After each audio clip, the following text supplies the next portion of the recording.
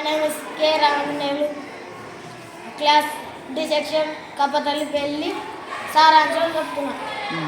నేడు కప్పలకు పెళ్లి జరుగుతుంది. పూర్వం కప్పలకి పెళ్లి చేస్తే వర్షం పడుతుందని పెద్దల మాట. వర్ణదేవుడు కడవలతో నీళ్లను పంపినట్లు ఉంది. పూర్వాడలు వర్షపు నీటితో నిండిపోయింది. స్వర్గాధిపతి ఇంద్రుడు రథమెక్కి ముందుకు సాగిపోతున్నాడు.